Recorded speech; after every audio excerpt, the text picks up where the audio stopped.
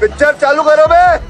चलो भाई देखो अब मैं क्या करता हूँ। सैयद हसीम वकार मेरे साथ जुड़ चुके हैं, AIMIM के प्रवक्ता हैं। अब उनके पास चलते हैं। सैयद हसीम वकार, थोड़ी देर से आए आप, स्वागत है आपका TV9 भारतवर्ष पर। देखिए यहाँ पर दो तरह की अभी तक की बातें आई हैं सैयद हसीम वकार।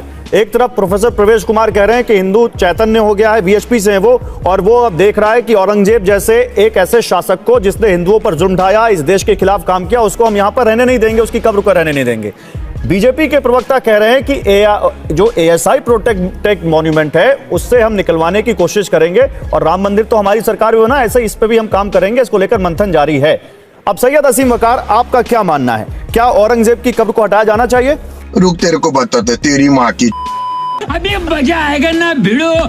चलिए शुरू करते हैं। नहीं, क्यों हटाया जाना चाहिए? क्यों हटाया जाना चाहिए? जिस देश में नाथूराम गोडसे की कब्र हो सकती है, जिस देश में आतंकवाद के आरोप में फंसे हुए लोग जिन पर केस चल रहा है वो लोकसभा में बैठ सकते हैं, तो उस देश में आप कैसी बातें कर रहे हैं? अरे बहन चोद पवार, जुम करो। मैं देर से आया हूं, लेकिन मैं दो बातें अपनी कहना चाह रहा था। एक हजरत थे, एक जनाब थे, उनसे मेरी बात चल रही थी, तो कहने लगे कि साहब औरंगजेब को आप अच्छा मानते हैं या बुरा मानते हैं? मैंने कहा नहीं, अपनी बात रखिए। तो उन्होंने कहा कि औरंगजेब ने गुरु गोविंद सिंह साहब के 2 साहबजादों के कत्ल कर दिए थे, ऐसा क्रूर शासक। तो हमने, सर औरंगजेब ने तो सिर्फ 2 साहबजादों के कत्ल किए थे, हम उसकी निंदा करते हैं, भर्त्सना करते हैं, वो गलत तरीका था, वो क्रूरता थी।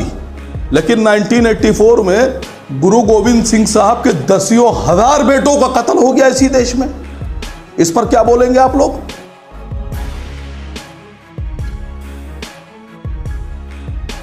अरे बाप रे, ये तो धोती खोल रहा है। हमारे देश के ब्राह्मणों ने, ठाकुरों ने, अपर क्लास लोगों ने 84 में सिखों का नरसंहार कर दिया। क्या वो गुरु गोविंद सिंह साहब के बेटे नहीं थे? न जाने कितने सिख भाइयों को जिंदा जला दिया गया उनकी पगड़ियों में बांधकर। न जाने कितनी सिख बच्चों को बेवा कर दिया, बच्चों को यतीम कर दिया गया, औरतों को बेवा कर दिया गया 1984 में। क्या वो गुरु गोविंद सिंह साहब के बच्चे नहीं हैं वो सिख जिनकी हत्याएं हुई? 2 पर इतना बड़ा आप पहाड़ उठा रहे हैं, और 10,000 20,000 जो मारे गए थे, इन पे कौन बोलेगा? यह क्या तरीका बना रखा है आप लोगों ने? अरे देवा, ये गड़बड़ है बाबा। आप बता रहे हैं, बैठे हुए अभी मैं बात करता हूं इनसे कि शिवा, एक साहब कहने लगे मुझसे कि हिंदू हृदय सम्राट थे शिवाजी।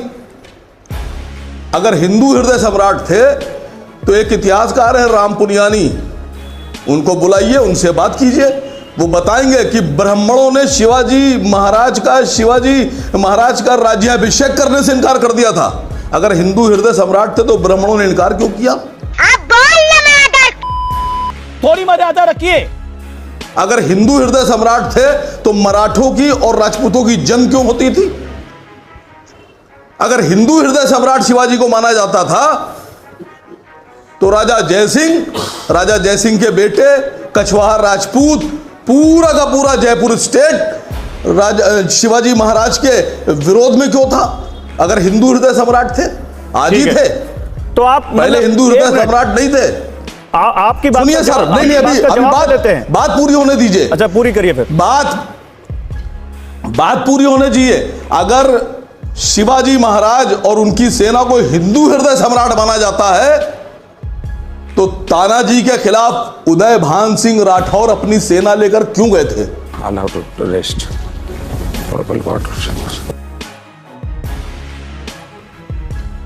उदय भान सिंह राठौर ने तानाजी को, शिवाजी के सिपह सलार को मारा क्यों? अगर हिंदू हृदय सम्राट थे तो सरेंडर होना चाहिए था। जवाब दीजिए जरा इस बात के ऊपर। शिवाजी ने किस पर जजिया कर लगाया? शिवाजी ने किसको जबरन अपना धर्म कबुलवाया? अभी बदत है भाई, अभी बदत है। हसीम वकार जो बोल रहे हैं इस पर आपका क्या कहना है? अग्रवाल जी सरेंडर, अग्रवाल जी आवाज दब गई आपकी। अरे मैं पूछ रहा हूं आपसे। नहीं, मुझसे मत पूछिए। आज के देश में, आज के सुनिए आज, अरे सुनिए सर, अरे बात तो सुनिए। हाँ बोल, अरे टेक्स्ट पे बात सुन लीजिए, जजिया पे बात सुन लीजिए, जजिया पे।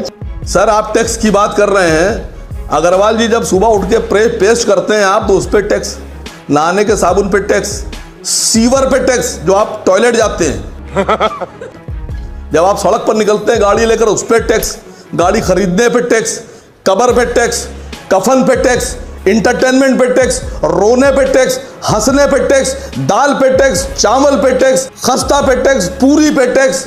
कितने टैक्स लीजिएगा आप? लूट लिया जा भाई आपने, लूट लिया। ये बिक गई है गवर्नमेंट, अब गवर्नमेंट में कुछ नहीं है, खत्म।